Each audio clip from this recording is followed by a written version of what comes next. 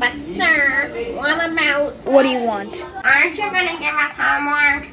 Believe it or not, I would rather not waste my weekend grading your trashy papers. But sir, you have the obligation to teach us. Plus, aren't you a math? Game!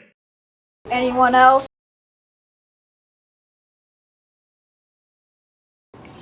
Okay, class, today we're studying cells. Sorry for being late.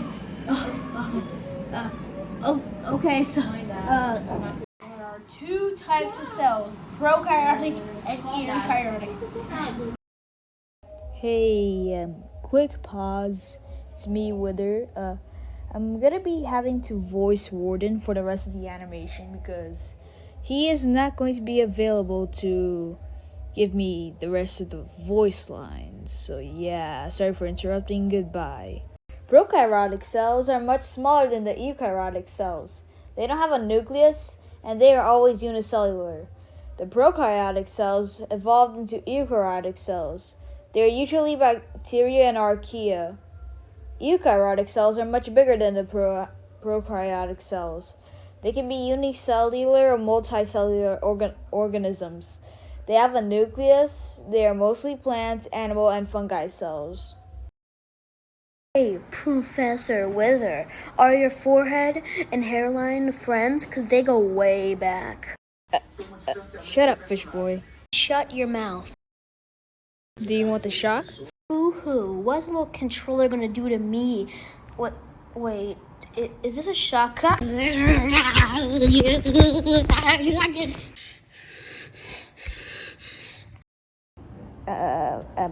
Anyway, any questions before you move on? What are the key structures found in these cells? Well, for the prokaryotic cells, we have a capsule, a plasma membrane, and a cytoplasm. The capsule is a layer of carbohydrates that goes around the cell wall and protects the cell from the outer world. After that comes the plasma membrane, which is like a second cell wall that protects the cell, and it's made of different proteins. Then the cytoplasm is where all the cell's important stuff are, like, DNA and that stuff. Some prokaryotic cells have a flagellum, a tail-like structure that helps to move around. Another thing that some prokaryotic cells is the pilus, that helps the cell do certain tasks. They also have a line of DNA called nucleoid, that has all the genetic information of the cell and that isn't surrounded by a nuclear membrane. Prokaryotic cells also have the ribosomes that are used to produce proteins. The eukaryotic cells are much more complex than prokaryotic cells. They have most of the prokaryotic cells' body parts and more. The cell membrane is a structure that makes certain substances go in and others go out. In the eukaryotic cell, the cytoplasm is a jelly-like substance that supports the organs in the cell, and the nucleus is a structure that protects the DNA, the cell's genetic information. And lastly, the mitochondria is the powerhouse of a cell that produces the cell's energy to survive. This is animal abuse. It's inhumane. Shut up. What are you gonna do about it? You're stuck in a fish tank. Silence! I should have quit my job when I had the chance. Can't slap a teacher? Jimmy, I suggest that you shut your mouth. Unless you want to get catapulted out of this building. Actually, it's a trebuchet. Anyway, does anyone else want to ask questions?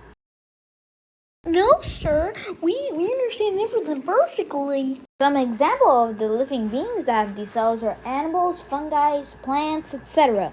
As mentioned earlier, the prokaryotic cells have two different kingdoms, the bacteria and the archaea. But the eukaryotic cells have lots of different kingdoms, like the animal kingdom with blood cells, or the fungi kingdom with the glomeromycota, or xylem cells with plants. I'm going to rush the rest of this animation because I need to go sleep. The reason we need these cells is because they provide structure for the body, take in nutrients from food, convert those nutrients into energy, and carry out specialized functions. Okay, bye. Bye.